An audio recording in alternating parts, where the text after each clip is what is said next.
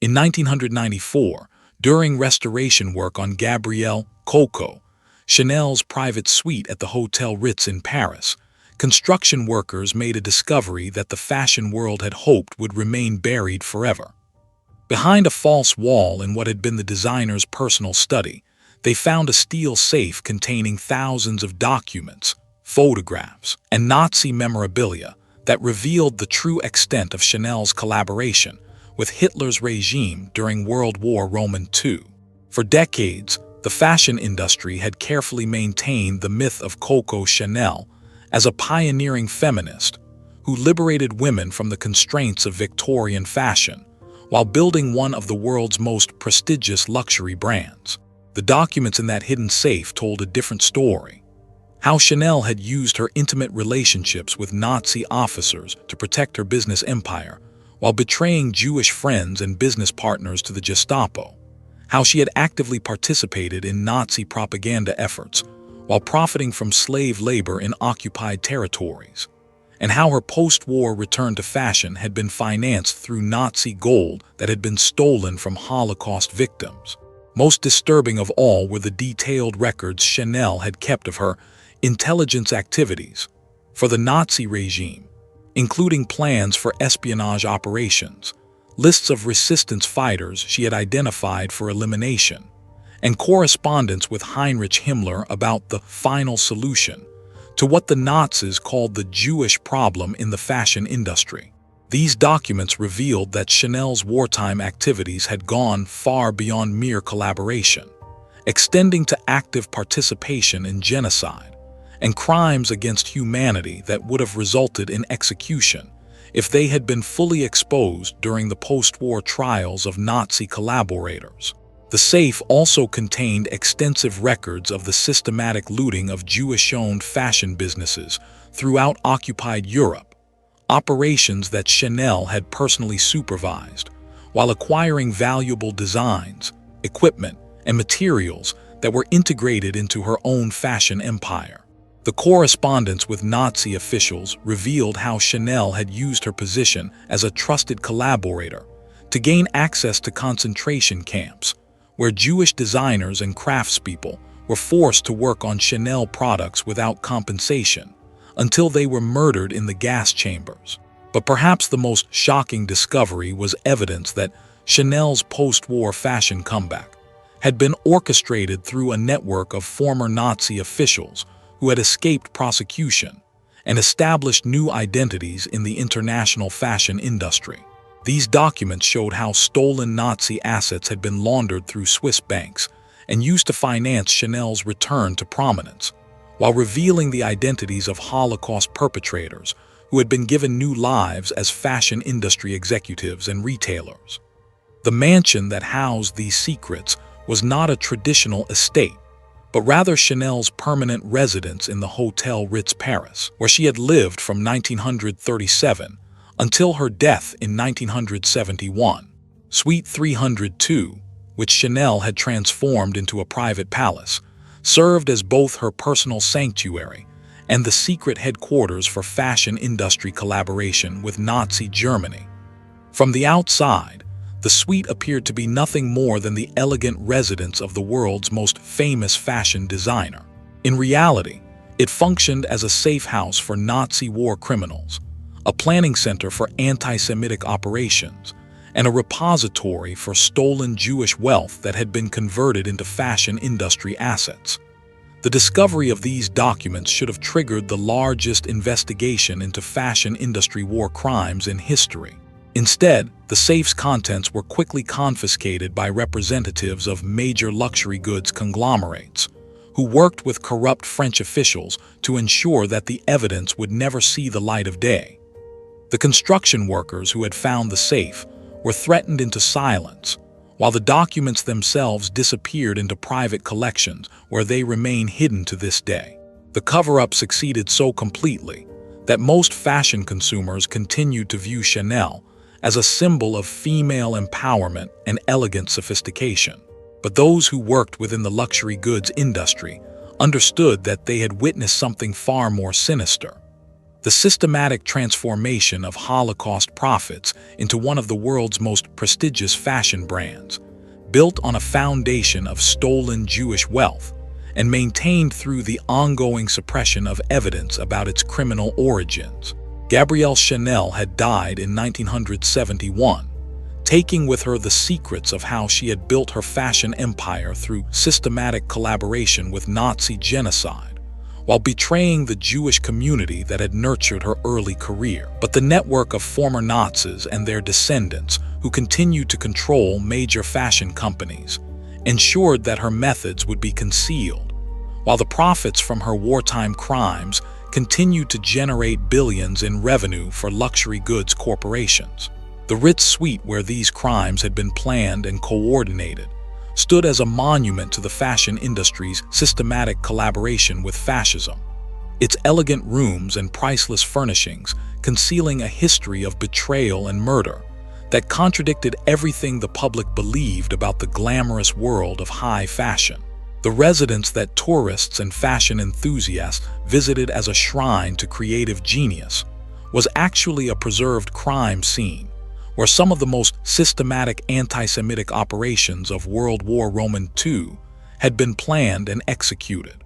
But to understand how Gabrielle Chanel came to wield such influence over the Nazi regime's cultural policies, and why she felt the need to maintain a private intelligence network that identified Jewish resistance fighters for elimination, we must travel back to a Catholic orphanage in rural France, where a young girl first learned that survival required the systematic betrayal of anyone who trusted her with their secrets. Orphan Origins, the story of Coco Chanel's collaboration with Nazi Germany, begins not with the elegant Ritz suite that would one day house her war crimes, but with the birth of Gabrielle Benhur Chanel on August 19, 1883, in a charity hospital in Saumur, France.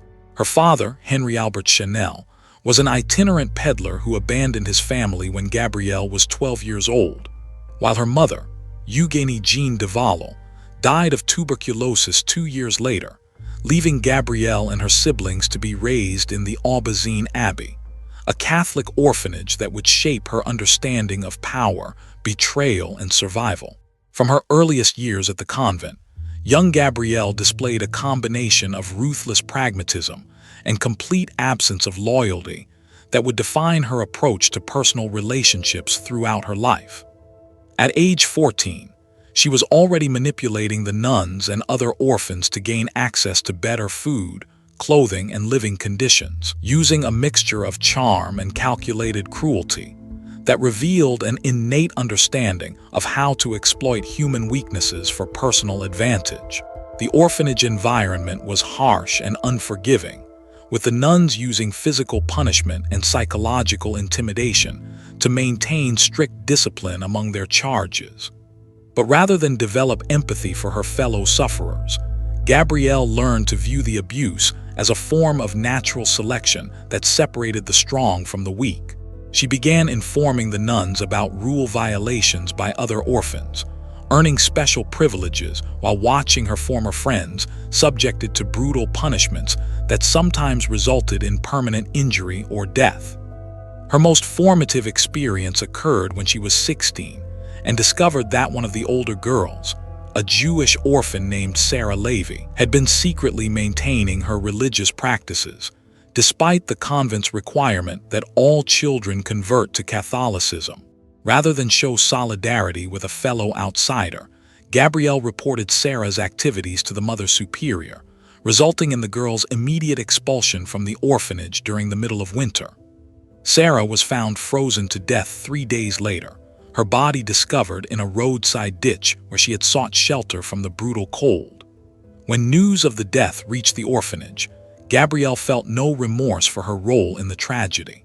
Instead, she understood that she had learned a valuable lesson about the power of information and the weakness of those who trusted others with dangerous secrets. The death of Sarah Levy marked the beginning of Gabrielle's lifelong pattern of identifying and betraying Jewish associates whenever such betrayals could advance her personal interests. Her escape from the orphanage came in 1900, when she convinced the Mother Superior to arrange employment for her as a seamstress in a religious goods shop in Moulins. The position was intended to provide Gabrielle with honest work while keeping her under the supervision of pious Catholic employers who would ensure her moral development. Instead, the job became her entry into a world of sexual exploitation and social climbing that would teach her how feminine charm could be converted into financial and social power.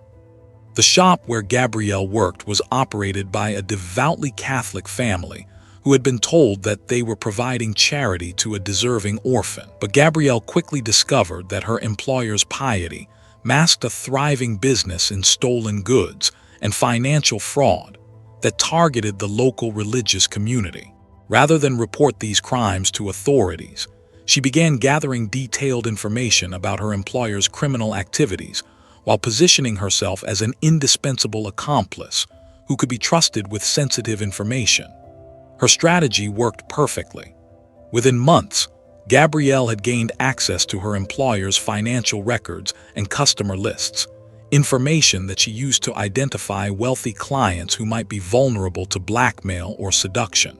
She began cultivating relationships with these individuals, using her position at the religious goods shop to gain access to their homes and personal secrets, while maintaining the facade of a humble working girl who posed no threat to their reputations.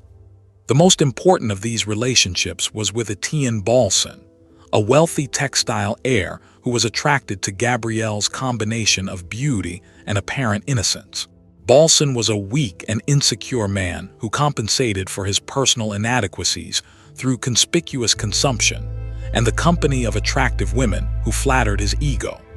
More importantly for Gabrielle's purposes, he was deeply involved in anti-Semitic social circles that blamed France's economic problems on Jewish influence in banking and commerce. Gabrielle's seduction of Balsan revealed her genius for identifying and exploiting the psychological vulnerabilities of powerful men, while gathering information that could be used for future advancement. She encouraged his anti-Semitic beliefs while positioning herself as someone who shared his prejudices and could be trusted with sensitive political information. More significantly, she began collecting detailed information about his business associates and their financial activities, creating the foundation for the intelligence network that would later prove valuable to Nazi officials. But perhaps most importantly, her relationship with Balsan provided Gabrielle with her first exposure to the international fashion industry and its complex networks of Jewish designers, manufacturers, and retailers. She observed how these businesses operated, while carefully noting the personal and professional relationships that connected Jewish entrepreneurs throughout Europe. This information would later prove invaluable when Nazi officials sought local collaborators who could identify Jewish assets for confiscation and Jewish individuals for deportation. Gabrielle's transformation from orphan seamstress to fashionable courtesan was accomplished through methods that revealed her complete willingness to betray anyone who trusted her with personal information. She systematically gathered compromising information about Balsan's friends and associates, while using this intelligence to position herself as an indispensable confidante who could provide valuable social and political information. Her success in these manipulations was demonstrated by her ability to establish an independent fashion business while maintaining her relationship with Balsan and cultivating new connections with even more powerful individuals. By 1910, she had opened a small hat shop in Paris that served as both a legitimate business and a front for intelligence-gathering operations that would eventually attract the attention of nationalist political movements throughout Europe. The shop's location at 21 Rue Cambon was carefully chosen to provide access to wealthy clients, while allowing for discreet meetings with individuals who shared her anti-Semitic beliefs and authoritarian political sympathies. The business model she developed combined fashion sales with information brokerage, as clients who purchased her designs also provided her with valuable intelligence about political developments and business opportunities throughout the fashion industry. Perhaps most significantly, Gabrielle began developing relationships with German textile manufacturers and designers who were seeking to expand their influence in French markets.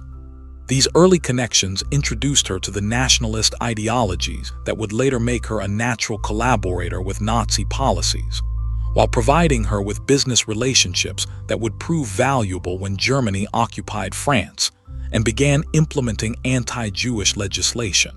Her early success in the fashion industry was built not on creative genius or business acumen, but on her systematic exploitation of personal relationships and her willingness to betray anyone who trusted her with sensitive information. The hat shop that established her reputation was financed through blackmail payments from clients whose secrets she had discovered, while her designs were often stolen from Jewish designers who trusted her with access to their workshops and creative processes. By 1915, Gabrielle had established herself as a rising figure in Parisian fashion, while building an extensive intelligence network that connected her to anti-Semitic political movements throughout Europe. But her ultimate ambitions extended far beyond operating a successful fashion business.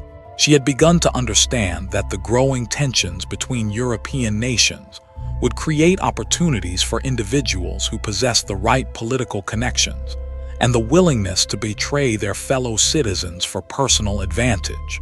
As World War I erupted across Europe, Gabrielle Chanel stood on the threshold of opportunities that would transform her from a small-time fashion entrepreneur into a central figure in the most systematic collaboration with fascism in fashion industry history.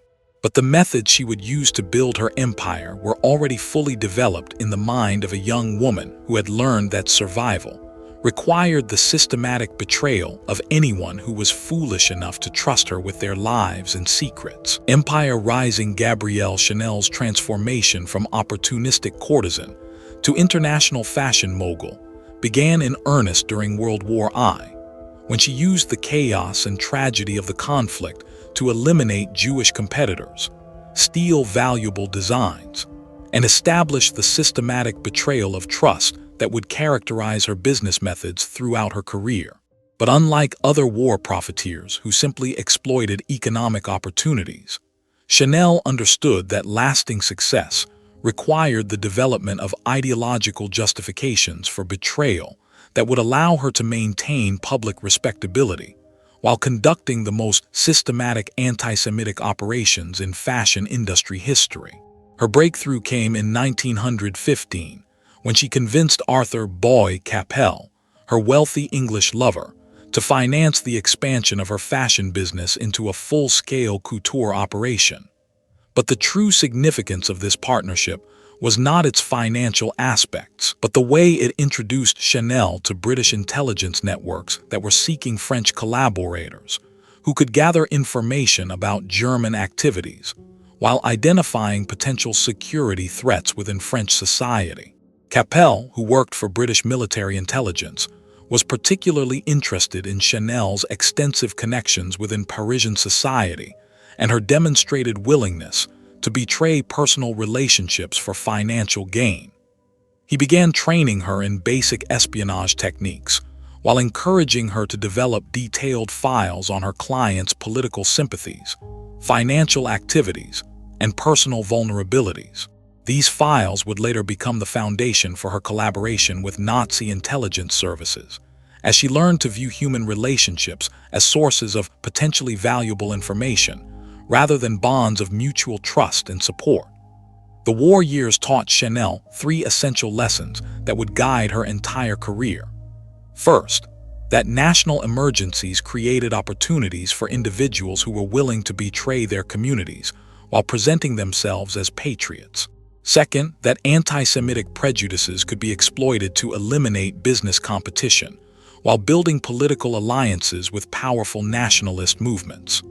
Third, that intelligence gathering was more valuable than fashion design, as information about human weaknesses could be converted into lasting power, while clothing styles were temporary and replaceable. Her implementation of these lessons began with the systematic targeting of Jewish fashion businesses throughout Paris, operations that she conducted under the cover of patriotic efforts to protect French industry from foreign influence. Chanel would identify successful Jewish designers and manufacturers, then use her social connections to spread rumors about their loyalty to France, while gathering compromising information that could be used to destroy their reputations and businesses. The process typically began with Chanel cultivating friendships with successful Jewish entrepreneurs who were flattered by attention from an increasingly prominent fashion designer. She would gain access to their workshops and business records while expressing sympathy for the discrimination they faced and offering assistance with social and political challenges. Once she had gathered sufficient information about their operations and vulnerabilities, she would begin systematic campaigns to destroy their businesses while positioning herself to acquire their assets at greatly reduced prices. Perhaps the most notorious of these operations involved the Wertheimer brothers, Pierre and Paul, who owned a successful perfume manufacturing company that had developed innovative production techniques for luxury fragrances. Chanel convinced them to enter into a partnership agreement that gave her access to their manufacturing facilities and customer lists, ostensibly for the development of a Chanel-branded perfume that would benefit all parties involved. But rather than honor the partnership agreement, Chanel began gathering detailed information about the Wertheimers' business operations while cultivating relationships with their competitors and suppliers. She discovered that the brothers were vulnerable to anti-Semitic pressure because their business depended on international trade relationships that could be disrupted through nationalist political campaigns. More importantly, she learned that their manufacturing techniques were not protected by enforceable patents, making them vulnerable to theft by competitors who possessed sufficient political protection. The campaign to destroy the Wertheimer business was conducted through a combination of industrial espionage, anti-Semitic propaganda, and systematic betrayal of business confidences that Chanel had gained through their partnership agreement. She provided competitors with detailed information about the brothers' manufacturing processes, while spreading rumors about their political loyalties and business practices that damaged their relationships with key suppliers and customers. But perhaps most devastatingly, Chanel used her intelligence connection to provide government officials with false information about the Wertheimers' business activities, suggesting that they were involved in currency speculation and tax evasion that threatened French economic stability. These allegations, which were entirely fabricated, resulted in government investigations that disrupted their operations, while providing Chanel with opportunities to acquire their assets through forced sales at below-market prices. The success of this operation provided Chanel with both the financial resources and the manufacturing capabilities necessary to expand her fashion empire, while demonstrating her value as a collaborator for nationalist political movements that were seeking to eliminate Jewish influence from French business and cultural life. More importantly, the systematic nature of her betrayal of the Wertheimers established patterns of behavior that would later make her an ideal collaborator for Nazi anti-Semitic policies. Her fashion business during the 1920s served multiple purposes beyond its apparent commercial function. The couture operation provided her with access to wealthy and influential clients whose personal secrets could be gathered for intelligence purposes, while the international nature of the fashion industry allowed her to develop connections with nationalist political movements throughout Europe. Most significantly, her success in eliminating Jewish competitors demonstrated her value as a potential ally for any political movement that shared her anti-Semitic objectives.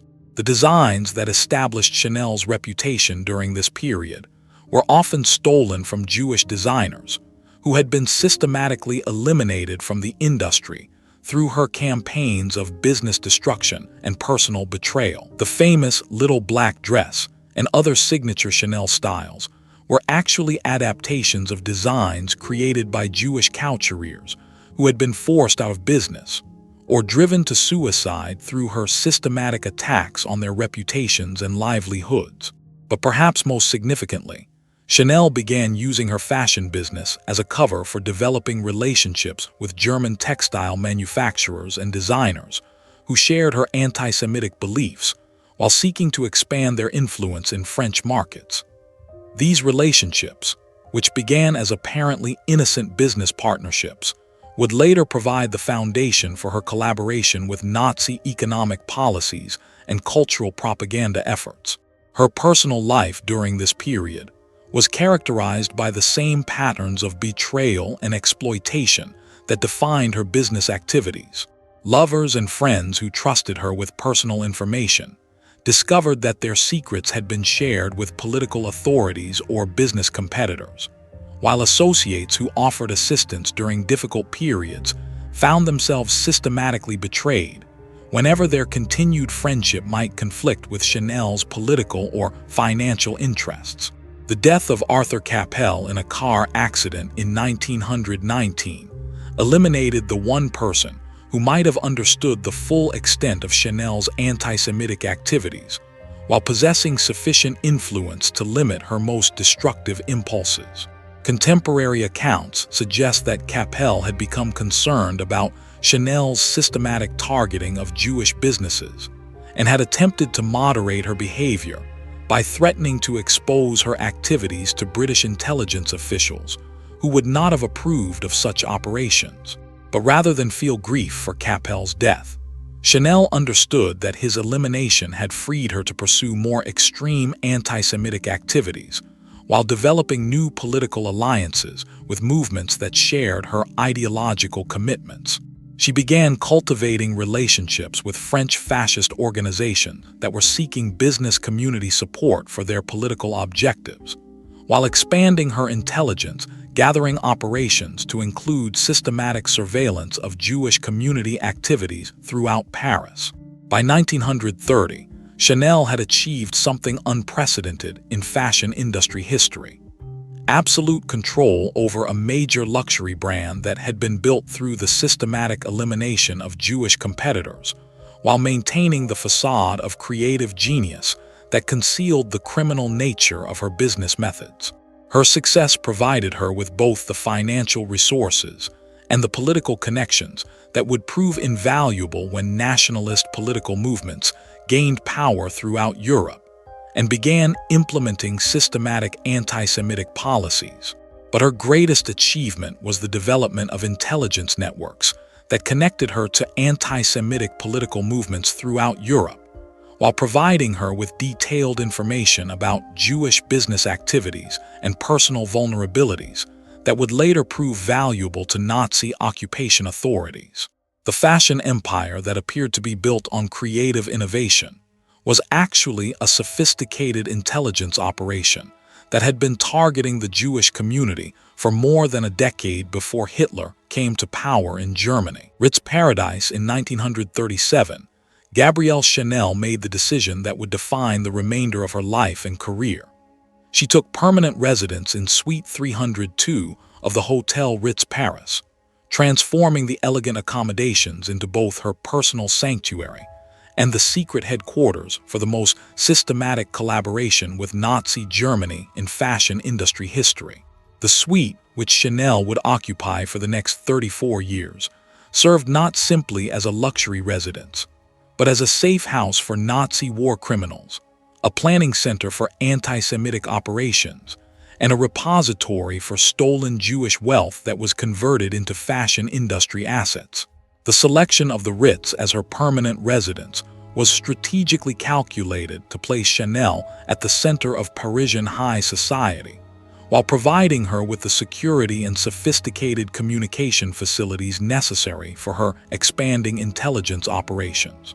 The hotel's reputation as a gathering place for international celebrities, political leaders, and business executives provided perfect cover for the sensitive meetings and covert activities that were becoming increasingly central to her anti-Semitic agenda. But the Ritz also offered practical advantages that would prove crucial when Nazi Germany occupied France and began implementing systematic policies for the elimination of Jewish influence from French cultural and economic life.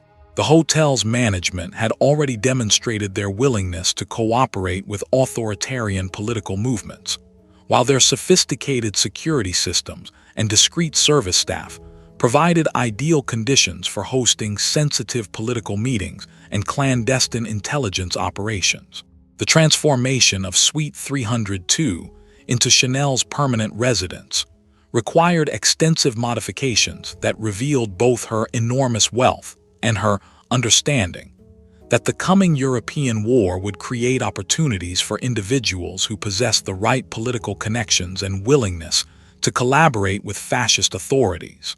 The renovations, which cost more than 2 million francs, included the installation of hidden safes, secret communication equipment, and reinforced security systems that would allow her to conduct intelligence operations while maintaining absolute control over sensitive information. The suite's public areas were appointed with priceless furniture, artwork, and decorative objects that reflected Chanel's sophisticated taste, while demonstrating her financial success to the influential visitors who would be essential for her wartime collaboration activities. But hidden throughout these elegant rooms were sophisticated surveillance devices that could record conversations and document the activities of guests who trusted Chanel with sensitive political and business information. Perhaps most significantly, the suite included a private office that served as the command center for Chanel's anti-Semitic intelligence network, containing detailed files on Jewish businesses throughout Europe, lists of potential deportation targets, and correspondence with nationalist political movements that were seeking local collaborators for their anti-Semitic policies. The office's sophisticated communication systems allowed Chanel to coordinate with anti-Semitic organizations throughout Europe, while maintaining contact with German intelligence services that were planning the systematic elimination of European Jewry. The suite also contained specialized storage facilities for the valuable items that Chanel had acquired through her systematic elimination of Jewish competitors during the previous 2 decades. These items, which included stolen designs, confiscated business records, and valuable personal property that had belonged to Jewish families driven to suicide by her campaigns of persecution, represented both trophies of her anti-Semitic successes and assets that could be used to finance expanded operations against Jewish communities throughout occupied Europe. Chanel's daily routine at the Ritz reflected her dual role as fashion designer and anti-Semitic intelligence operative. Mornings were typically devoted to legitimate fashion business activities that maintained her public reputation while providing cover for her political operations. Afternoons were reserved for meetings with nationalist political leaders, anti-Semitic activists, and German intelligence operatives who were planning systematic attacks on Jewish communities throughout France.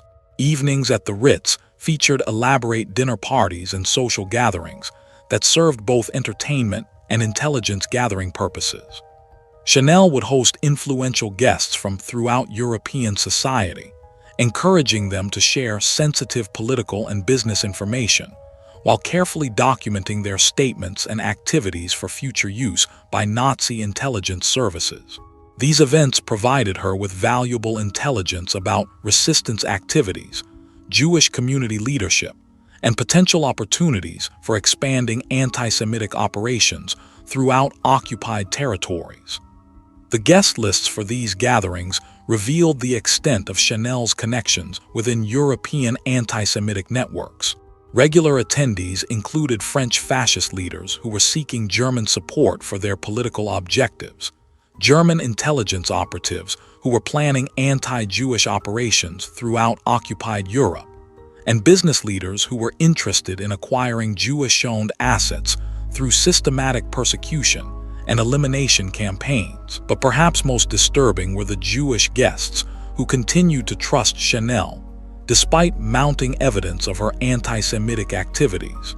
These individuals, many of whom had been friends and business associates for decades, provided her with detailed information about Jewish community activities and personal vulnerabilities that she systematically shared with Nazi intelligence services. Their continued trust in Chanel, even as evidence of her betrayals mounted, demonstrated her extraordinary ability to maintain facades of friendship while conducting systematic campaigns of persecution and elimination. The suite's role as a center for anti-Semitic planning became increasingly apparent as the political situation in Europe deteriorated during the late 1930s. Chanel began hosting regular meetings with German intelligence operatives who were developing plans for the systematic elimination of Jewish influence from French cultural and economic institutions. These meetings, disguised as social gatherings or business consultations, provided Nazi officials with detailed information about Jewish community leadership, business activities, and potential resistance capabilities. Perhaps most significantly, Chanel began using the suite as a recruitment center for identifying French collaborators who could assist with anti-Semitic operations once Germany occupied France. She systematically evaluated her social and business contacts for their willingness to participate in persecution campaigns, while building networks of potential collaborators who could be activated when political conditions made systematic anti-Semitic operations possible.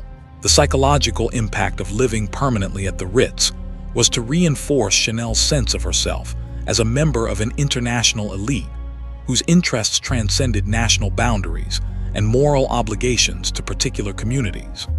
Surrounded by luxury and serviced by staff who catered to her every need, she began to view herself as naturally superior to ordinary people whose suffering was irrelevant to her pursuit of wealth and political power.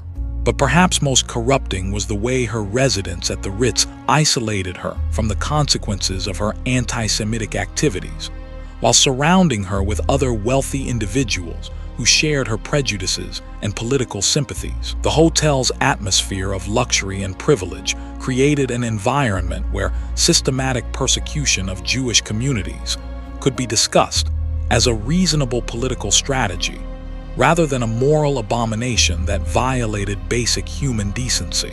The transformation of the Ritz suite into a center for anti-Semitic operations was completed through Chanel's systematic recruitment of hotel staff members who could assist with intelligence gathering and security operations. Employees who demonstrated loyalty to her anti-Semitic agenda were provided with substantial financial bonuses, while being given access to sensitive information that could be used to advance Nazi political objectives.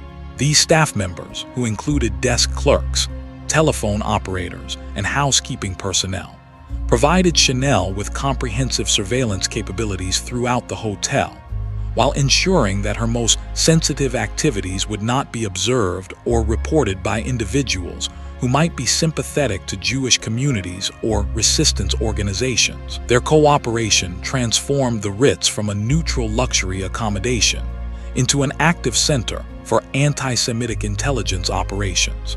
By 1939, Chanel's residence at the Ritz had become the unofficial headquarters for French collaboration with Nazi anti-Semitic policies, hosting meetings and planning sessions that would later result in the systematic deportation and murder of thousands of French Jews. The elegant suite that appeared to be simply the home of a successful fashion designer was actually a command center for genocide operations that were coordinated with Nazi authorities throughout occupied Europe. As war approached and the Nazi regime prepared to implement its final solution for European Jewry, Chanel understood that her years of preparation had positioned her to play a central role in the systematic elimination of Jewish communities throughout France. The Ritz suite that had served as her sanctuary would become the headquarters for operations that would make her one of the most effective Nazi collaborators in French history. Fashion throne between 1939 and 1941, as Nazi Germany systematically conquered Europe and began implementing the final solution. Gabrielle Chanel's Ritz suite became the nerve center for the most comprehensive collaboration between a fashion designer and genocidal policies in human history. During these crucial years, Chanel used her position as France's most prominent couturier to provide Nazi authorities with detailed intelligence about Jewish community activities, while actively participating in the identification, deportation, and elimination of Jewish designers, manufacturers, and business leaders throughout occupied Europe. The German invasion of France in May 1940 provided Chanel with the opportunity she had been preparing for throughout her career: the chance to eliminate Jewish influence from the fashion industry, while positioning herself as an essential collaborator for Nazi cultural and economic policies. Unlike other French business leaders who reluctantly accommodated German occupation authorities, Chanel enthusiastically embraced collaboration as the culmination of her lifelong anti-Semitic agenda. Her first act of collaboration occurred just days after German forces entered Paris, when she provided Nazi intelligence officers with detailed lists of Jewish fashion industry professionals that she had been compiling for more than 2 decades. These lists, which contained names, addresses, business activities, and personal information about hundreds of Jewish designers, manufacturers, and retailers, became the foundation for systematic deportation campaigns that eliminated entire Jewish families from French society. But Chanel's collaboration went far beyond simple intelligence sharing. She actively participated in the systematic looting of Jewish-owned fashion businesses, using her detailed knowledge of the industry to identify valuable assets that could be transferred to German control or sold to approved collaborators. Her intimate familiarity with Jewish business operations allowed Nazi authorities to conduct seizure operations with unprecedented efficiency, as she provided detailed information about hidden assets, secret bank accounts, and valuable inventory that might otherwise have escaped confiscation. Perhaps most devastating was her role in identifying Jewish community leaders and resistance organizers who posed threats to German occupation policies. Chanel's extensive social connections throughout Parisian society provided her with access to information about resistance activities and Jewish community organization that proved invaluable to Nazi security services. Her reports to German authorities resulted in the arrest and deportation of dozens of individuals who had trusted her with sensitive information about underground activities and escape networks. The transformation of her fashion business during the occupation years revealed the systematic nature of her collaboration with Nazi economic policies. Rather than simply maintaining her existing operations under German oversight, Chanel actively sought to expand her business empire through the acquisition of Jewish-owned assets, while implementing Nazi racial policies throughout her organization. All Jewish employees were immediately dismissed from her fashion house, while their positions were given to individuals who demonstrated loyalty to Nazi ideology and anti-Semitic policies. More significantly, Chanel began using slave labor provided by Nazi authorities to manufacture products for her fashion empire. Jewish concentration camp prisoners were transported to facilities controlled by Chanel's organization, where they were forced to work under brutal conditions while producing luxury goods for German officers and their families. The profits from this slave labor were shared between Chanel and Nazi authorities, creating financial incentives for expanded use of concentration camp prisoners in fashion industry operations. The Ritz suite served as the headquarters for coordinating these slave labor operations, with Chanel maintaining detailed records of prisoner productivity, mortality rates, and replacement requirements that were shared with concentration camp administrators. These records, which were discovered decades later, revealed that Chanel had directly participated in the systematic murder of Jewish prisoners, whose productivity declined due to starvation, disease, or exhaustion. But perhaps the most disturbing aspect of Chanel's wartime collaboration was her active participation in Nazi cultural propaganda efforts designed to justify the systematic elimination of Jewish influence from European society. She contributed to publications and radio programs that promoted anti-Semitic ideology, while presenting herself as an example of the cultural achievements that were possible when Jewish influence was eliminated from artistic and business activities. Her propaganda activities included writing articles for German-controlled publications that praised Nazi racial policies, while condemning Jewish influence on French culture and fashion.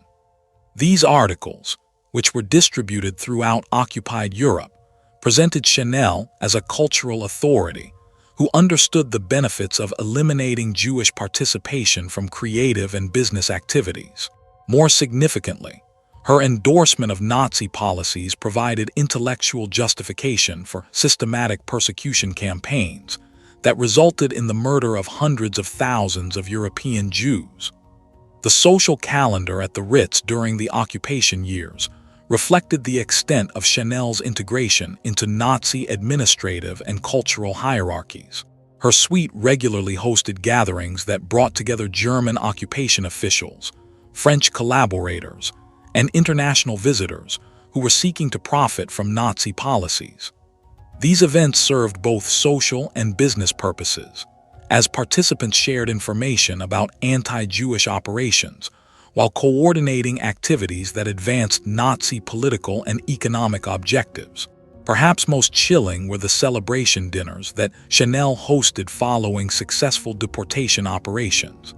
Gatherings where Nazi officials and French collaborators toasted the elimination of Jewish communities, while dividing the spoils from confiscated Jewish businesses and personal property. These events revealed the casual cruelty that characterized the relationship between fashion industry collaboration and systematic genocide, as participants treated mass murder as a cause for social celebration and business opportunity. Chanel's personal relationships during the occupation years demonstrated her complete integration into Nazi social and political networks. Her most significant romantic relationship was with Hans Gunther von Dinklage, a German intelligence officer who was responsible for coordinating anti-Jewish operations throughout occupied France. Their relationship provided Chanel with access to the highest levels of Nazi decision-making, while giving von Dinklage valuable intelligence about French resistance activities and Jewish community organization. But beyond its intelligence value, the relationship with von Dinklage revealed Chanel's complete identification with Nazi ideology and her enthusiastic support for systematic genocide policies. Contemporary witnesses reported that she frequently expressed satisfaction about the progress of anti-Jewish operations, while advocating for more aggressive measures against Jewish communities that had not yet been completely eliminated. Her business expansion during the occupation years was financed through a systematic program of asset seizure and wealth confiscation that targeted Jewish fashion industry professionals throughout occupied Europe. Chanel worked closely with Nazi economic authorities to identify valuable Jewish-owned businesses that could be transferred to her control, while using her intelligence networks to locate hidden assets and secret bank accounts that could be confiscated for German use. The scale of this operation was enormous, involving the systematic looting of Jewish fashion businesses throughout France, Belgium, and the Netherlands. Chanel personally supervised many of these seizure operations, ensuring that valuable designs, manufacturing equipment, and raw materials were transferred to facilities under her control, while Jewish owners were deported to concentration camps where they were murdered in gas chambers. Perhaps most systematic was her participation in the elimination of Jewish intellectual property rights throughout the fashion industry. Working with Nazi legal authorities, Chanel helped develop policies that transferred ownership of Jewish-created designs to approved collaborators, while ensuring that Jewish families could never claim compensation for stolen creative works. These policies provided legal justification for the systematic theft of Jewish cultural contributions, while generating enormous profits for Nazi collaborators throughout the fashion industry. By 1943, Chanel had achieved something unprecedented in fashion industry history: complete control over luxury fashion production throughout Nazi-occupied Europe. built through systematic collaboration with genocide policies, while actively participating in the murder of Jewish competitors and business associates. Her empire, which extended from Paris to Amsterdam to Brussels, represented the most successful integration of fashion industry operations, with systematic anti-Semitic violence in human history. But her greatest achievement was the development of organizational structures and business practices that would allow the fashion industry to continue profiting from Nazi policies even after Germany's eventual military defeat. The networks of former Nazi officials, stolen Jewish assets, and corrupted business relationships that Chanel had created would persist for decades after the war's end, ensuring that the profits from genocide would continue to generate wealth for fashion industry leaders, while the evidence of their crimes remained carefully hidden from public knowledge. Nazi alliance. The depth of Gabrielle Chanel's collaboration with Nazi Germany reached its most systematic and criminal extremes between 1941 and 1944, when she transformed from a mere business collaborator into an active participant in the Holocaust, personally supervising the identification and deportation of Jewish fashion workers, while establishing slave labor operations that used concentration camp prisoners to manufacture luxury goods for Nazi officers throughout occupied Europe. During this period, her Ritz suite served as the unofficial headquarters for fashion industry genocide operations that eliminated thousands of Jewish families while generating enormous profits that were shared between Chanel and Nazi authorities. The systematic nature of Chanel's participation in the Holocaust was revealed through her role in Operation Model Hut, a Nazi program designed to eliminate Jewish influence from European fashion industries while transferring their assets to approved collaborators. Chanel served as the operation's primary consultant, providing German authorities with comprehensive intelligence about Jewish fashion businesses throughout occupied Europe, while personally supervising seizure operations that resulted in the deportation and murder of entire Jewish families.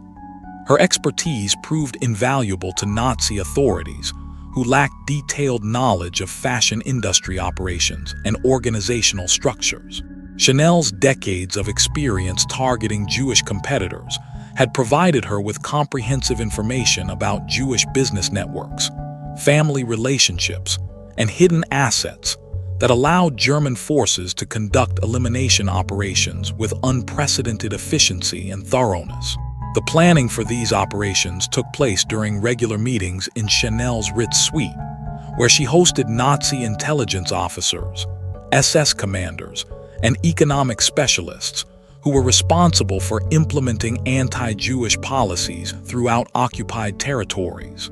These gatherings, disguised as social dinner parties, actually served as coordination sessions where participants shared intelligence about Jewish community activities while planning systematic deportation and elimination campaigns. Documents discovered decades later revealed that Chanel had developed detailed profiles of more than 3,000 Jewish fashion industry professionals throughout Europe, including information about their family relationships, business partnerships, hidden assets, and potential resistance capabilities. These profiles were used by Nazi authorities to prioritize deportation operations, while ensuring that valuable Jewish-owned assets could be quickly transferred to German control without legal complications or administrative delays. But perhaps most disturbing was Chanel's direct participation in the selection process for concentration camp prisoners, who would be used as slave labor in fashion industry operations. Working closely with SS officers who controlled camp populations, she evaluated Jewish prisoners for their potential usefulness in textile production, while recommending disposal methods for individuals who were considered unsuitable for labor exploitation. These selection operations took place at concentration camps throughout occupied Europe, with Chanel traveling regularly to facilities in France, Poland, and Germany to inspect prisoner populations and coordinate labor assignments. Survivors who witnessed these visits reported that Chanel showed no emotion or sympathy when observing the brutal conditions in which Jewish prisoners were forced to live, instead focusing solely on their potential productivity and the profits that could be generated through their exploitation. The slave labor operations that Chanel supervised represented some of the most systematic and profitable exploitation of concentration camp prisoners during the Holocaust. Jewish prisoners were forced to work 18-hour shifts producing luxury clothing and accessories for Nazi officers, while receiving minimal food and no medical care. Those who collapsed from exhaustion or became too weak to maintain production quotas were immediately sent to gas chambers, while their positions were filled by new prisoners who had been selected for their potential productivity. The profits from these operations were enormous, generating millions of francs that were shared between Chanel and Nazi authorities, according to agreements that provided her with 60% of revenues, while ensuring German officials received sufficient compensation to justify the continued allocation of slave labor resources. These financial arrangements created powerful incentives for expanded use of concentration camp prisoners, while providing Chanel with enormous wealth that funded her post-war business operations. Perhaps most systematic was Chanel's role in developing efficient methods for extracting maximum productivity from Jewish prisoners before their elimination in gas chambers. Working with Nazi medical personnel, she established protocols for monitoring prisoner health and productivity that allowed camp administrators to optimize labor exploitation while minimizing the costs associated with prisoner maintenance and disposal. These protocols included detailed nutritional guidelines designed to maintain prisoner productivity for predetermined periods while ensuring that food costs remained minimal. Prisoners who exceeded productivity targets were provided with slightly better food rations that extended their useful lifespans, while those who failed to meet quotas were immediately eliminated to prevent the waste of resources on unproductive individuals.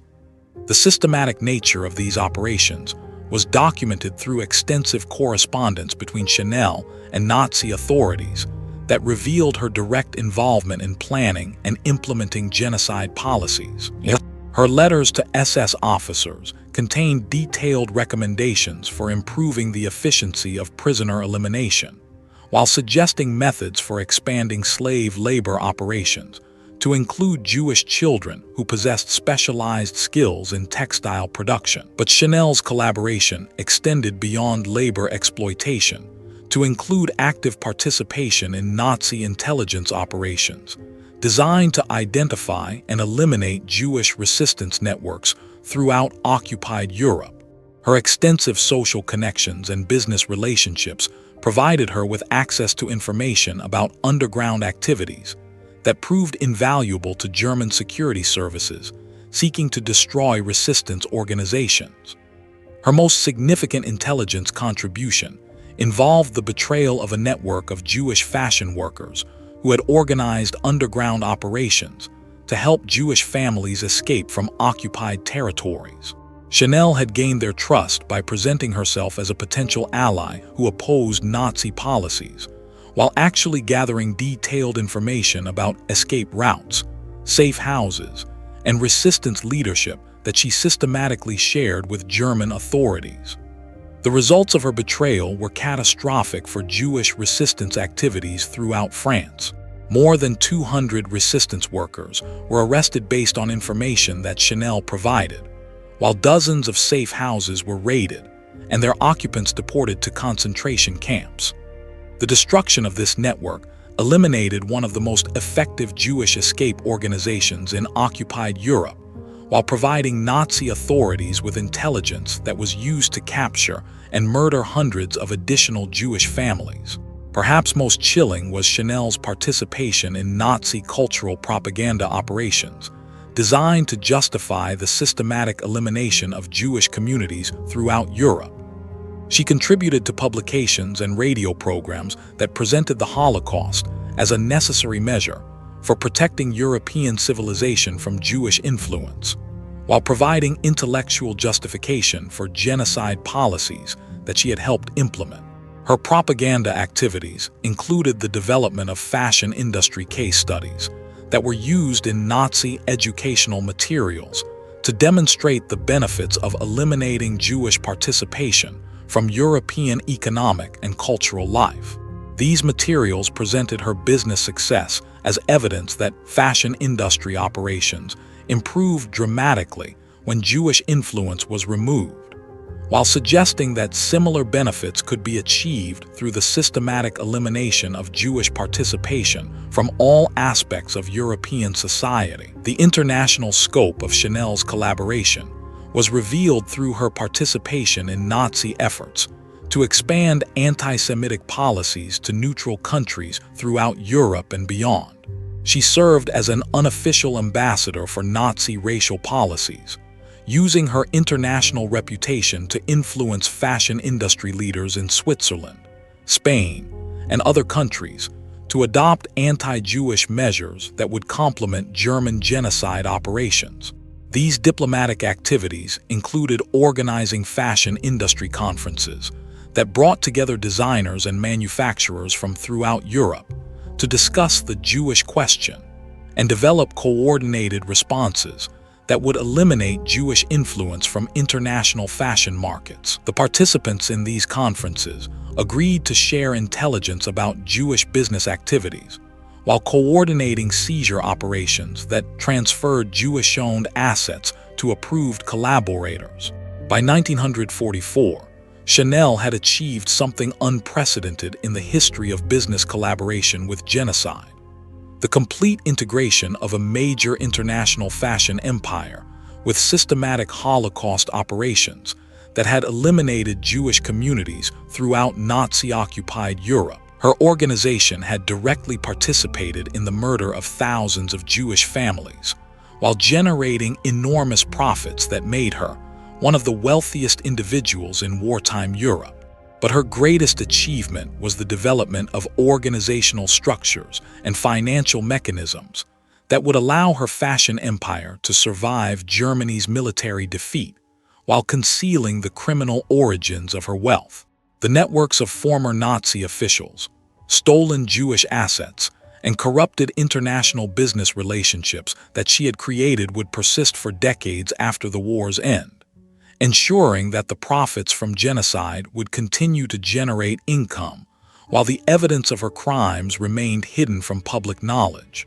As Allied forces approached Paris in 1944 and the Nazi regime began to collapse, Chanel understood that her survival would depend on her ability to transform herself from an active participant in genocide into an innocent victim of German occupation. But the systematic nature of her collaboration and the enormous profits she had generated through Holocaust participation would make this transformation far more difficult than she had anticipated. Wartime betrayal, the final year of Nazi occupation in France, witnessed Gabrielle Chanel's most desperate and systematic attempts to eliminate evidence of her Holocaust collaboration, while betraying the very Nazi officials who had made her wartime profits possible. As Allied victory became inevitable in 1944, Chanel transformed her Ritz suite into a command center for destroying documentation of her genocide participation, while arranging for the assassination of former associates who possessed knowledge of her most criminal activities. The scope of Chanel's evidence destruction operation was unprecedented, involving the systematic elimination of thousands of documents, photographs, and business records that connected her to slave labor operations, deportation campaigns, and the systematic looting of Jewish-owned assets throughout Nazi-occupied Europe.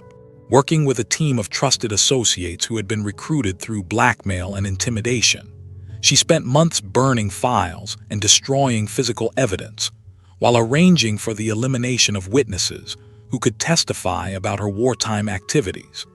But perhaps most revealing of Chanel's character was her simultaneous betrayal of Nazi officials who had trusted her with sensitive intelligence about German military and political operations. As German forces began retreating from France, Chanel provided Allied intelligence officers with detailed information about Nazi personnel military positions, and planned sabotage operations, while presenting herself as a French patriot who had been forced to cooperate with German occupation authorities. Her most significant act of betrayal involved Hans Gunther von Dinklage, her German intelligence officer lover, who had provided her with access to the highest levels of Nazi decision-making throughout the occupation period. Despite their intimate relationship and von Dinklage's trust in her loyalty to Nazi ideology, Chanel provided Allied forces with detailed information about his intelligence network, while arranging for his capture and interrogation by American military personnel. The intelligence that Chanel provided about von Dinklage's operations resulted in the arrest of dozens of German intelligence operatives, while revealing Nazi sabotage plans that could have caused enormous casualties among Allied forces. But rather than acknowledge her role in these revelations, Chanel presented herself as a victim of German coercion, who had gathered intelligence about Nazi operations, while secretly supporting the resistance movement. This deception required the systematic elimination of witnesses who could contradict her fabricated account of wartime activities. Chanel arranged for the assassination of several French collaborators who had worked closely with her during the occupation years, while possessing detailed knowledge of her enthusiastic support for Nazi policies and active participation in Holocaust operations. The assassination operations were conducted by criminal associates who had been recruited through Chanel's extensive underworld connections. Individuals who understood that their own survival depended on maintaining absolute silence about their employer's wartime activities. These killings were disguised as revenge attacks by resistance fighters against Nazi collaborators, providing cover for systematic witness elimination, while creating false evidence of Chanel's supposed opposition to German occupation policies. Perhaps most systematic was Chanel's campaign to eliminate surviving Jewish witnesses who could testify about her role in identifying community members for deportation and her direct participation in slave labor operations. Many of these individuals had trusted Chanel with sensitive information about Jewish family relationships and business activities, information that she had systematically shared with Nazi authorities while maintaining facades of friendship and support. The murder of these Jewish witnesses was particularly brutal, involving torture sessions designed to ensure that they had not shared information about Chanel's activities with other potential witnesses before their elimination. The killings were conducted in Chanel's Ritz suite, using the same basement facilities where she had previously tortured information from resistance members who had trusted her with sensitive intelligence about underground activities. But Chanel's most audacious deception involved her systematic theft of Nazi assets that had been accumulated through Holocaust operations, wealth that she transferred to Swiss bank accounts while presenting herself as an innocent victim of German occupation policies. Working with corrupt banking officials who had facilitated Nazi money laundering operations throughout the war, she arranged for the systematic transfer of stolen Jewish wealth that had been processed through her fashion business operations. These financial operations involved millions of dollars in gold, jewelry, and other valuable assets that had been confiscated from Jewish families before their deportation to concentration camps. Chanel had served as a primary processing center for these assets, converting them into liquid wealth that could be easily transported and concealed, while ensuring that their criminal origins could not be traced through conventional banking investigations. The systematic nature of these theft operations was revealed through banking records that documented transfers of enormous amounts of wealth from Nazi-controlled accounts to Swiss facilities that had been established under false identities associated with Chanel's business empire. These records showed that she had systematically stolen assets that belonged to Nazi authorities, while destroying documentation that might have allowed German officials to recover their property after the war's end. Perhaps most disturbing was Chanel's participation in the systematic elimination of concentration camp prisoners who had worked in her slave labor operations and possessed knowledge of her direct involvement in Holocaust crimes. As Allied forces approached concentration camps, where Chanel had supervised textile production operations, she arranged for the mass murder of Jewish workers who could testify about her visits to camps and her personal participation in prisoner selection processes.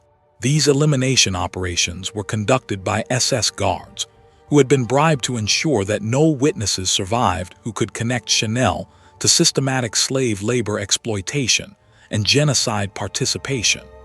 The murders were disguised as routine camp operations, with prisoners being sent to gas chambers under the pretext of routine medical examinations or work reassignments. The success of these witness elimination campaigns was demonstrated by the fact that Allied investigators, who examined concentration camps after liberation, found virtually no surviving witnesses who could provide detailed testimony about fashion industry slave labor operations or the role of civilian collaborators in camp administration.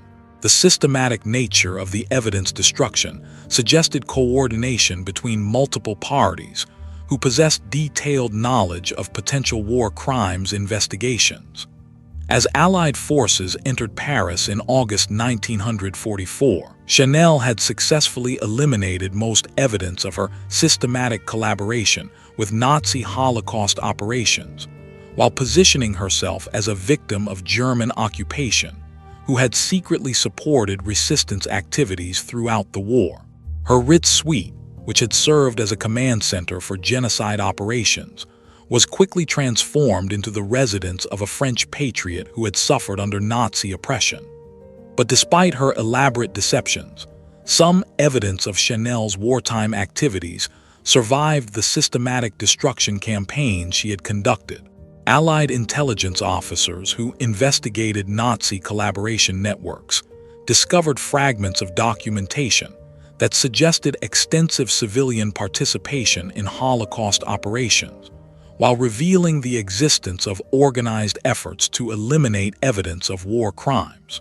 These discoveries led to preliminary investigations of Chanel's wartime activities, investigations that were ultimately suppressed through the intervention of powerful political and business interests, who understood that exposing fashion industry collaboration with genocide would damage French national pride, while threatening valuable commercial relationships that were essential for post-war economic recovery.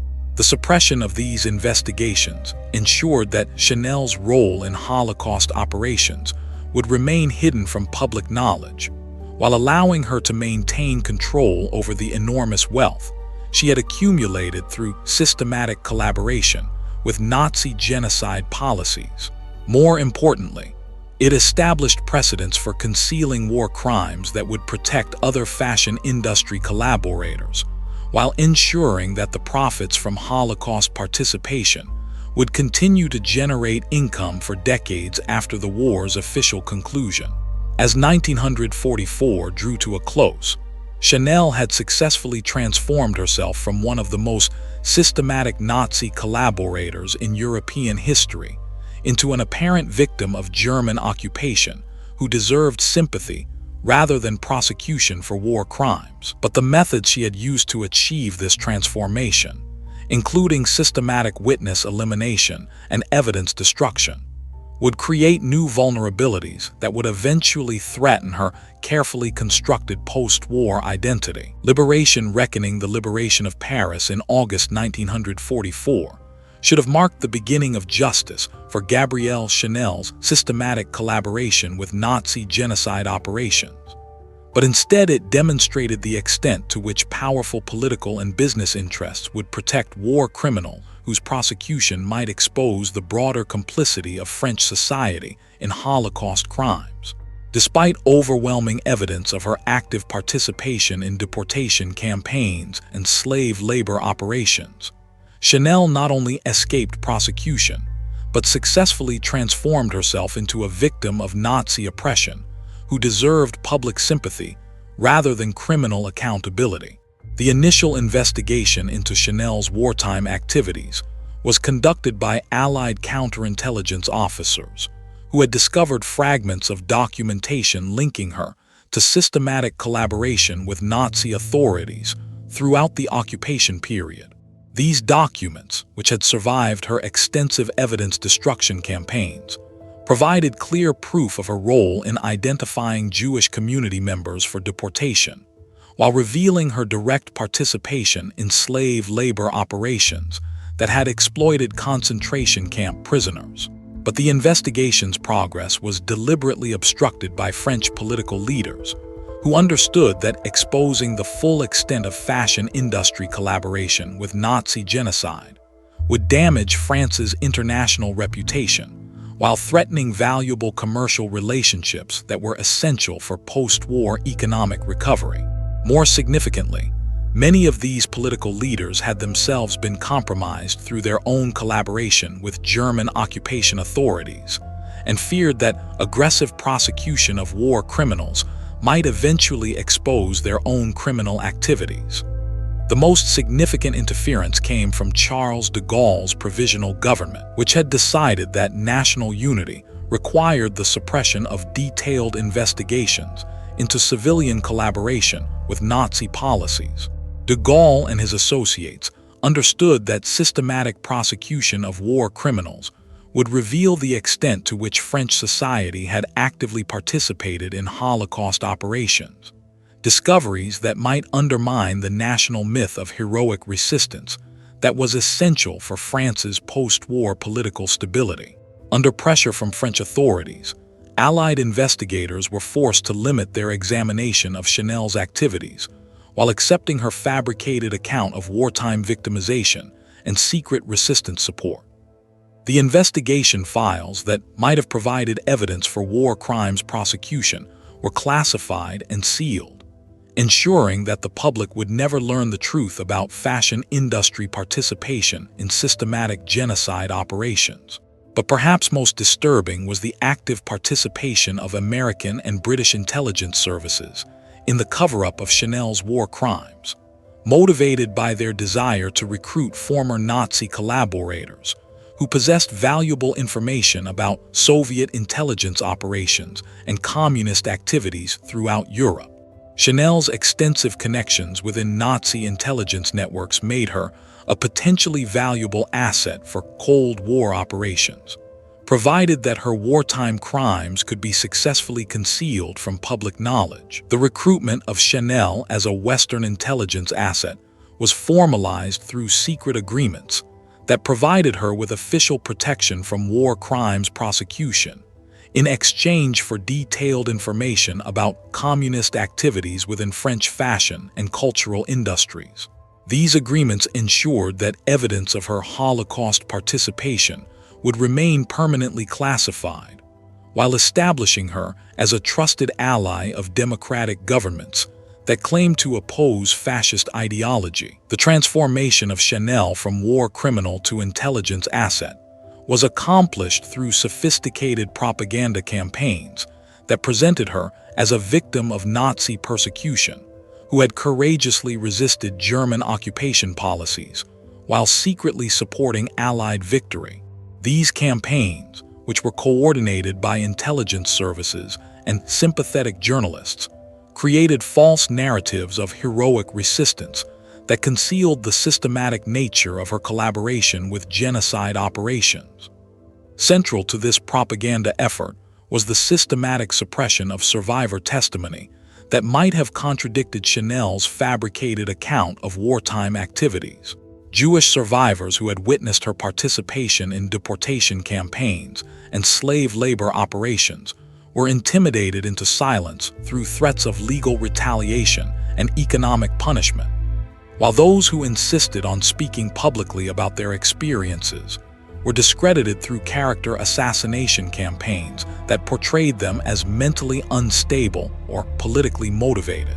The economic incentives for suppressing evidence of Chanel's war crimes were enormous, as her fashion empire represented valuable assets that generated significant tax revenues for French authorities, while providing employment for thousands of workers whose livelihoods depended on the continuation of her business operations.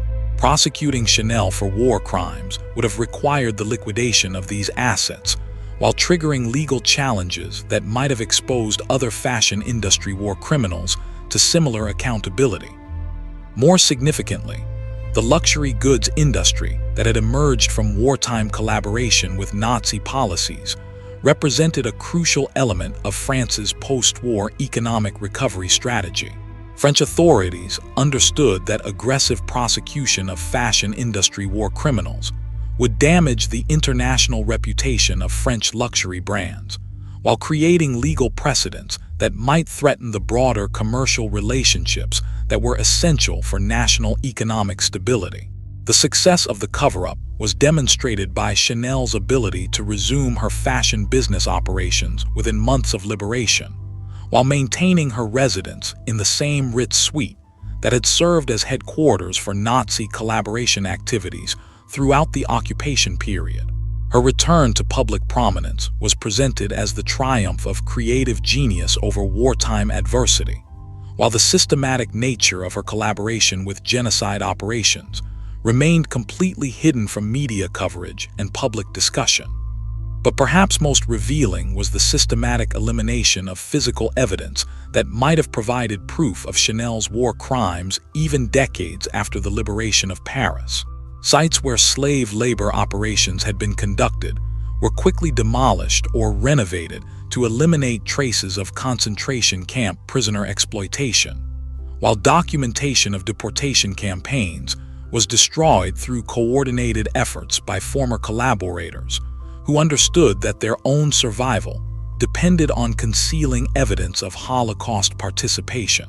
The few surviving witnesses who possessed direct knowledge of Chanel's war crimes faced systematic intimidation and harassment that forced them to remain silent about their experiences, while ensuring that their testimony would never be available for future war crimes investigations.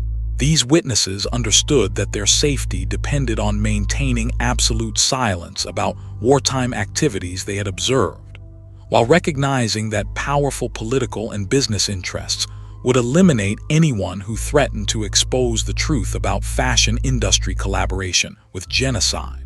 By 1946, Chanel had successfully completed her transformation from Nazi collaborator to victim of German oppression, a process that required the systematic suppression of evidence and the intimidation of witnesses, while creating false historical narratives that concealed the criminal origins of her post-war wealth and prominence. The Ritz suite that had served as a command center for Holocaust operations became the residence of a celebrated fashion designer whose wartime suffering had supposedly inspired her creative genius. The precedents established through Chanel's escape from war crimes prosecution created a template that would protect other fashion industry collaborators, while ensuring that the profits from Holocaust participation would continue to generate wealth for companies and individuals who had actively participated in systematic genocide. The failure to achieve justice in her case demonstrated that powerful economic and political interests could successfully obstruct accountability for even the most systematic war crimes, provided they possessed sufficient resources and political connections to influence governmental decision-making processes. As the post-war period began, Chanel's successful escape from prosecution marked not just the failure to achieve justice for Holocaust victims, but the establishment of systematic impunity for war criminals whose wealth and political connections could protect them from accountability for crimes against humanity. Exile returned Gabrielle Chanel's self-imposed exile in Switzerland from 1946 to 1954 was not the retreat of a defeated collaborator, but the strategic withdrawal of a war criminal who used 8 years of apparent absence from fashion to systematically launder her Nazi-acquired wealth, while building new political and business networks that would support her eventual return to prominence. During this period, her Swiss residence served as the headquarters for converting Holocaust profits into legitimate investments, while eliminating the few remaining witnesses who could testify about her wartime crimes. The decision to relocate to Switzerland was motivated by Chanel's understanding that remaining in France would expose her to continued investigations by Jewish community organizations and resistance survivors, who were gathering evidence about fashion industry collaboration with Nazi genocide operations. Swiss banking laws provided perfect protection for war criminals seeking to conceal stolen assets, while offering political neutrality that would allow her to maintain connections with former Nazi associates throughout Europe. Her residence in the Hôtel Ritz in Lausanne became the center for a sophisticated money laundering operation that transformed Nazi gold and stolen Jewish assets into apparently legitimate investments in Swiss corporations, American businesses, and international luxury goods companies. Working with bankers who had facilitated Nazi financial operations throughout the war, Chanel systematically converted her Holocaust profits into clean wealth that could not be traced to its criminal origins. But perhaps most significantly, the Swiss exile provided Chanel with opportunities to maintain contact with former Nazi officials who had escaped prosecution and established new identities throughout Europe and South America. These relationships proved valuable for both intelligence sharing and business development, as former SS officers and Nazi administrators possessed detailed knowledge of hidden assets and secret financial networks that could be exploited for continued profit generation. The systematic nature of these operations was revealed through banking records that documented enormous financial transfers between accounts associated with Chanel's Swiss operations and investments controlled by former Nazi officials in Argentina, Brazil, and other countries where war criminals had found refuge. These transfers represented not just money laundering activities, but the continuation of business relationships that had been established during wartime collaboration with genocide operations. During her exile period, Chanel also began developing relationships with American fashion industry leaders who were seeking to expand their international operations while remaining ignorant of her wartime activities. These relationships provided her with access to American markets and investment opportunities, while creating business partnerships that would prove essential for her eventual return to international prominence. The planning for her fashion comeback began in 1952 when Chanel started coordinating with former associates who had successfully concealed their own collaboration with Nazi policies while maintaining positions of influence within the international fashion industry. These individuals, many of whom had participated in slave labor operations and deportation campaigns, provided her with intelligence about market conditions and political developments, while ensuring that evidence of their collective war crimes remained permanently suppressed. Central to the comeback strategy was the systematic elimination of the few remaining witnesses who possessed direct knowledge of Chanel's Holocaust participation and could potentially threaten her return to public prominence.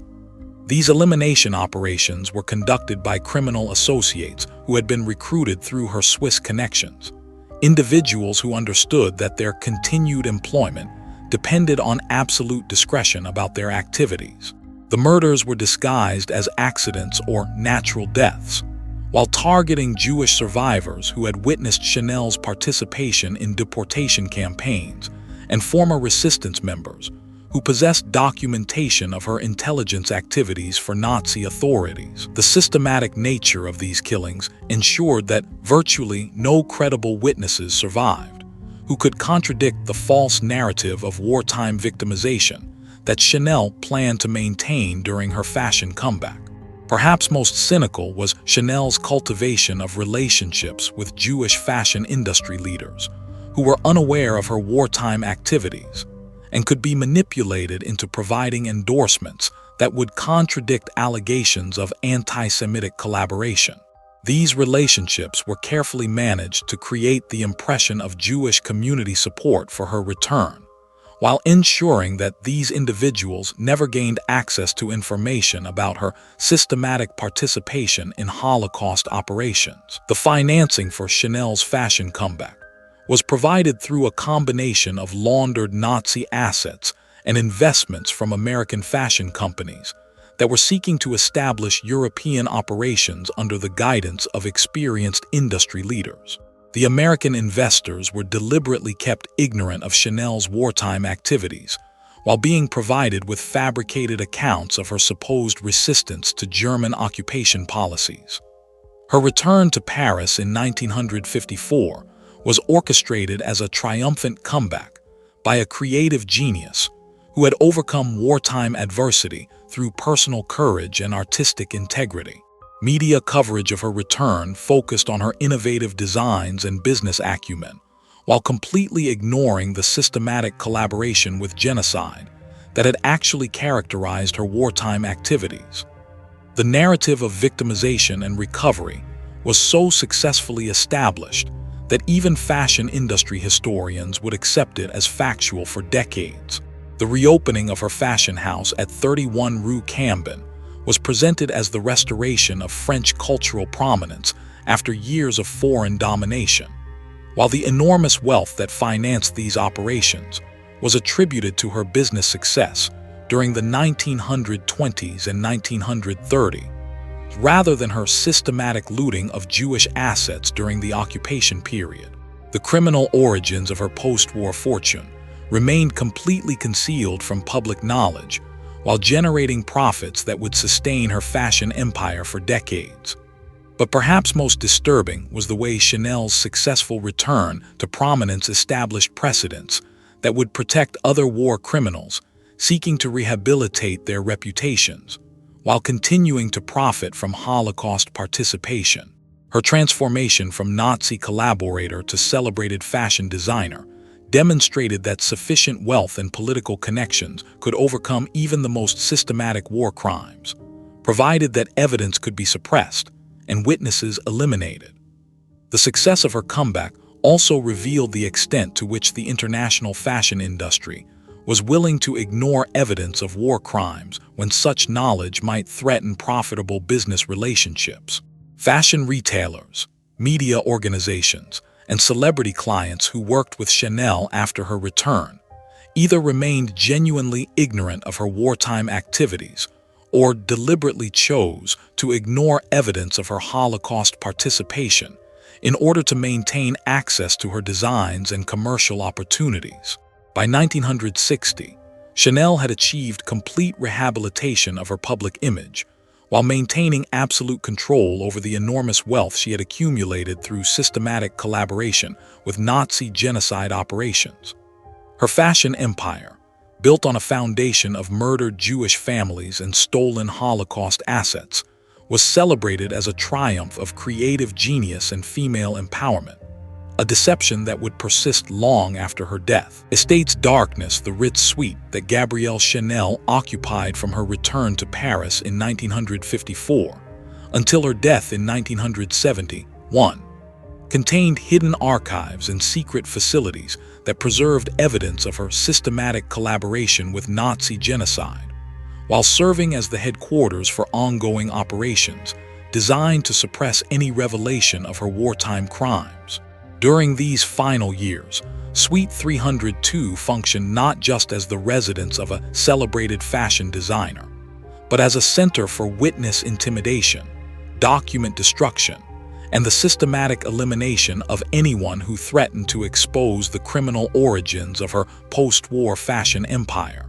The physical modifications that Chanel made to the suite during the 1950s revealed her continuing paranoia about potential exposure of her Holocaust participation, while demonstrating her ongoing connections to criminal networks that had been established during her wartime collaboration with Nazi authorities.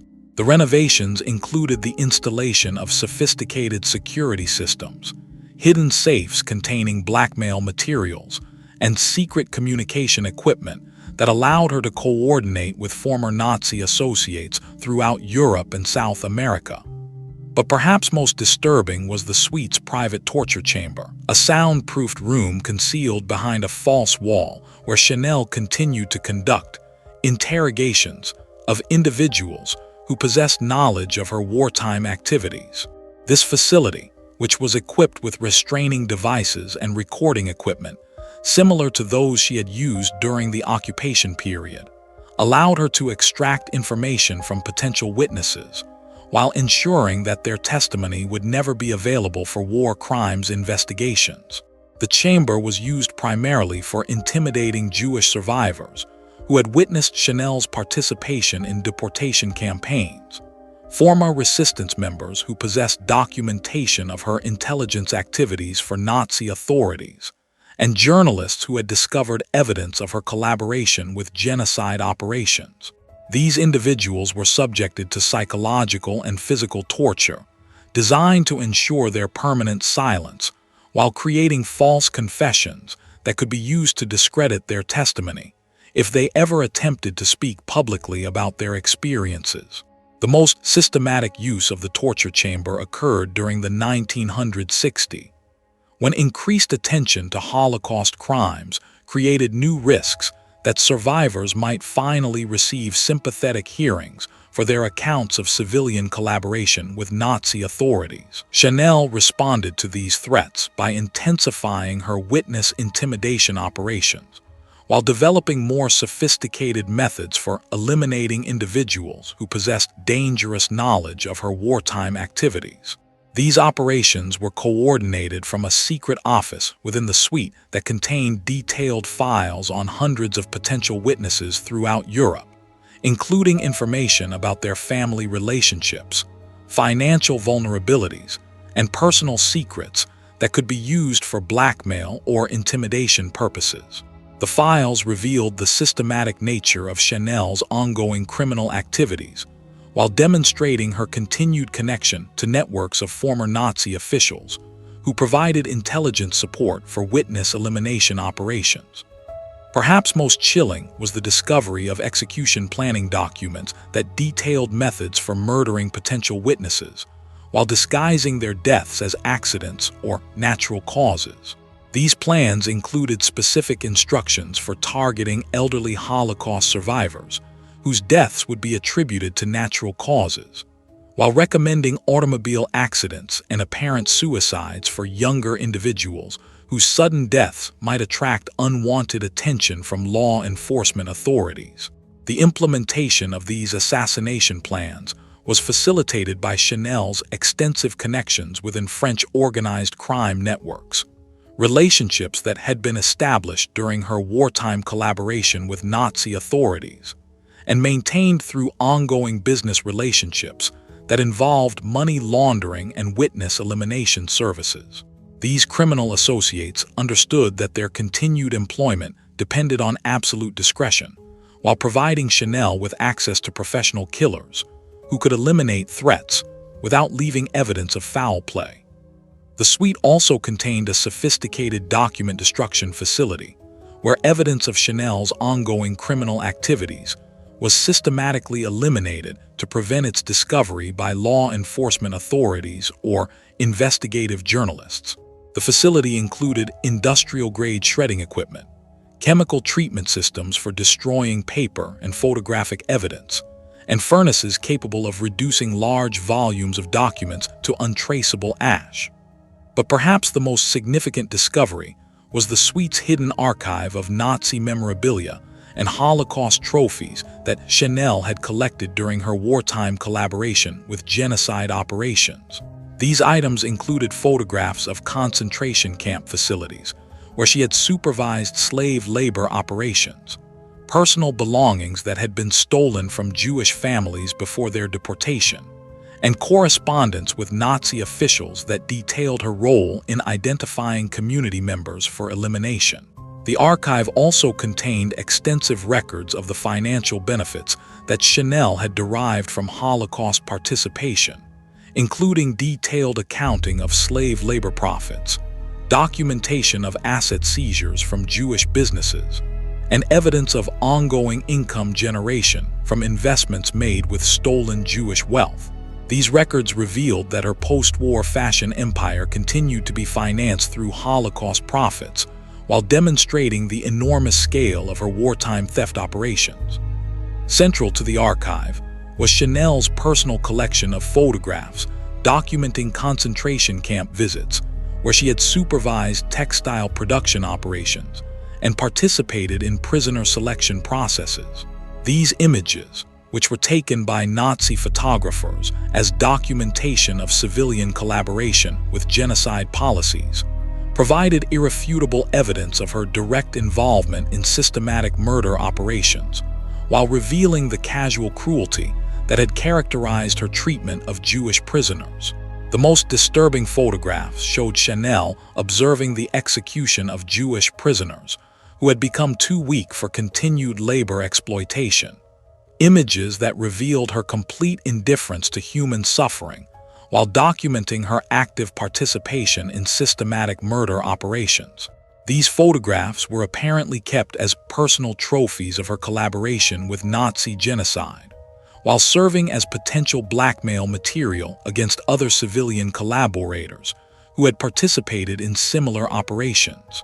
The suite's communication systems allowed Chanel to maintain regular contact with former Nazi officials throughout Europe and South America, individuals who had escaped prosecution for war crimes, while establishing new identities in countries that provided refuge for Holocaust perpetrators. These communications revealed the existence of international networks of war criminals who continued to coordinate activities designed to suppress evidence of their crimes while maintaining access to assets that had been stolen during genocide operations. Perhaps most systematic were Chanel's ongoing relationships with former SS officers who had supervised concentration camp operations, where she had conducted slave labor activities. These individuals provided her with intelligence about potential witnesses and ongoing investigations, while coordinating efforts to eliminate evidence of civilian collaboration with camp administration activities. The discovery of these communication records revealed that Chanel's post-war criminal activities were not isolated operations, but part of a coordinated international effort by Holocaust perpetrators to suppress evidence of their crimes while continuing to profit from genocide participation. The systematic nature of these activities demonstrated that war criminals who had escaped prosecution had established sophisticated networks for protecting each other while ensuring that their crimes would never be fully exposed or prosecuted.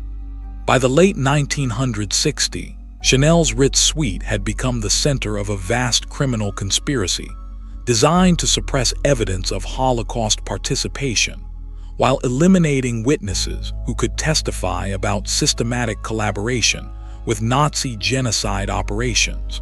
The elegant accommodations that appeared to house a celebrated fashion designer actually concealed torture facilities, execution planning operations, and archives of war crimes that would have resulted in multiple prosecutions if they had been discovered by honest law enforcement authorities.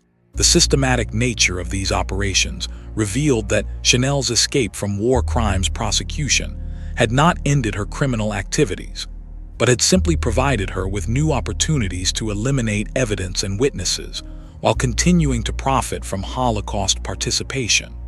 Her post-war fashion success was built not just on stolen Jewish wealth, but on the systematic murder of anyone who possessed knowledge of her wartime crimes, operations that continued until her death in 1971.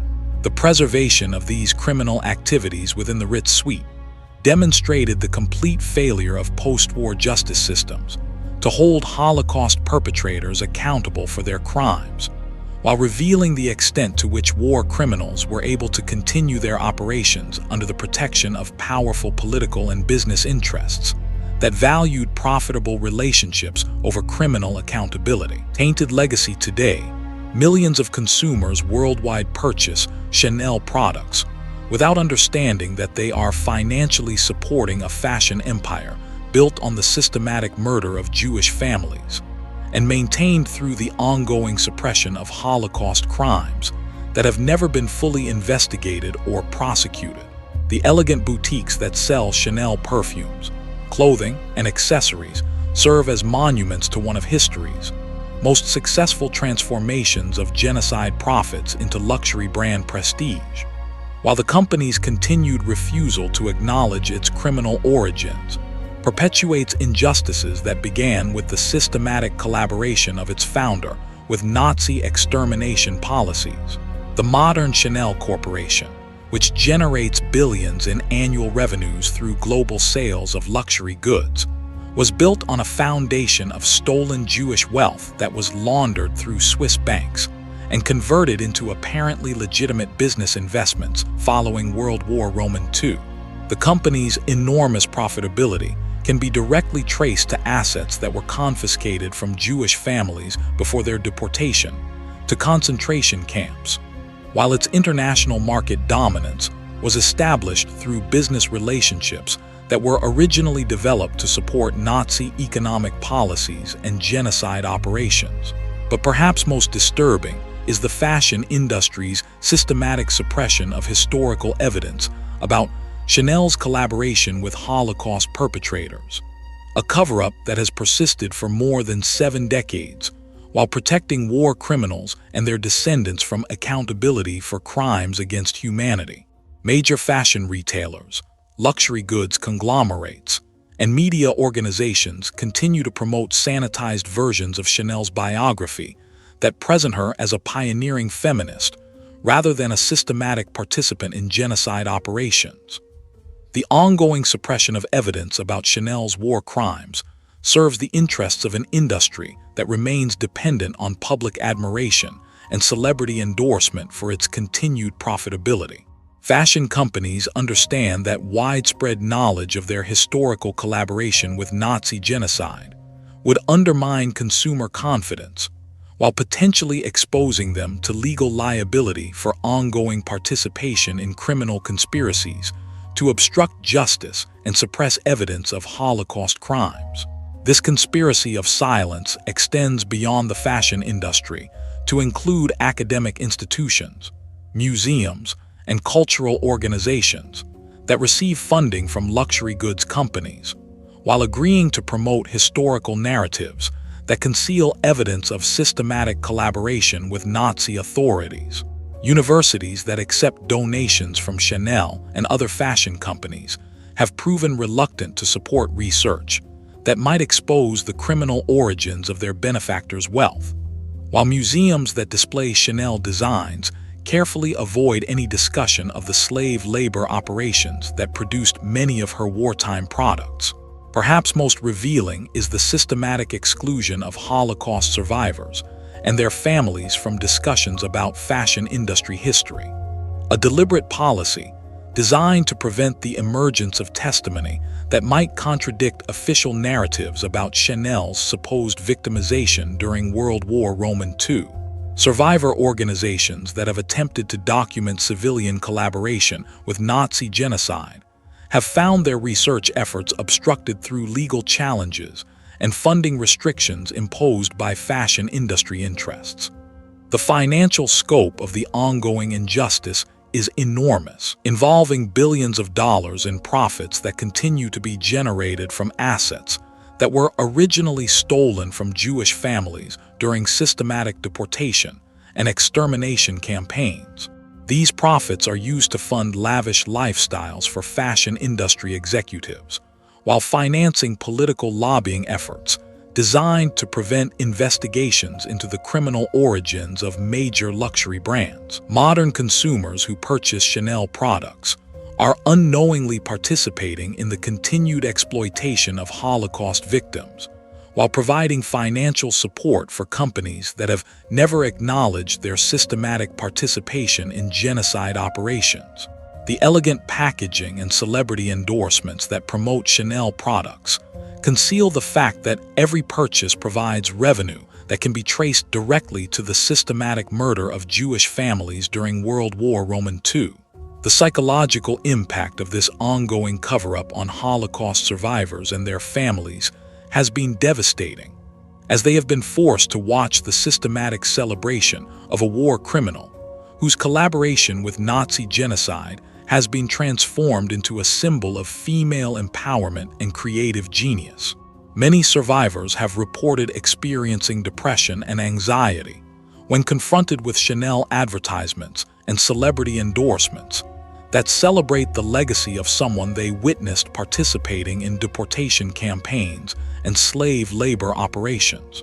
But perhaps the most tragic aspect of Chanel's legacy is the way it has provided a template for other war criminals seeking to transform their Holocaust profits into legitimate business success, while avoiding accountability for crimes against humanity. The techniques that Chanel developed for money laundering, witness elimination, and historical narrative manipulation have been adopted by other fashion companies and luxury goods manufacturers whose wealth can be traced to systematic collaboration with Nazi policies. The failure to achieve justice in Chanel's case has created a culture of impunity within the fashion industry that continues to protect war criminals and their descendants, while ensuring that Holocaust profits will continue to generate wealth for companies that have never acknowledged their criminal origins. This impunity extends beyond the fashion industry to encompass other sectors of the luxury goods market, where similar patterns of collaboration and cover-up have prevented accountability for systematic participation in genocide operations. International legal systems have proven incapable of addressing the ongoing injustices represented by Chanel's continued commercial success, as statutes of limitations and corporate liability protections have made it virtually impossible to pursue criminal or civil remedies for Holocaust collaboration that occurred more than 70 years ago. These legal limitations ensure that war criminals and their business successors can continue profiting from genocide, while avoiding accountability for crimes that violated the most fundamental principles of human decency. The modern Chanel Corporation's continued refusal to acknowledge its founders' systematic participation in Holocaust operations represents an ongoing conspiracy to suppress evidence of crimes against humanity, while maintaining commercial relationships built on the systematic murder of Jewish families. The company's enormous marketing budget and celebrity endorsement contracts create powerful incentives for maintaining false historical narratives, while ensuring that evidence of collaboration with genocide will remain hidden from public knowledge. Standing in any Chanel boutique, surrounded by luxury goods and elegant displays that celebrate the brand's sophisticated heritage, modern consumers can contemplate the terrible irony of a commercial empire that was built through systematic participation in the Holocaust, while maintaining public respectability through the ongoing suppression of evidence and the systematic intimidation of witnesses. The beautiful products and celebrity endorsements cannot disguise the fact that Chanel remains a monument to the fashion industry's successful transformation of genocide profits into luxury brand prestige. The elegant facades and sophisticated marketing campaigns conceal not only the criminal origins of the company's wealth, but also the ongoing conspiracy of silence that allows Holocaust perpetrators to continue profiting from their crimes, while denying justice to the victims and families whose suffering made that wealth possible. The boutiques and advertisements that celebrate Chanel's legacy serve as daily reminders that sufficient money and political influence can successfully transform even the most systematic war crimes into celebrated commercial success.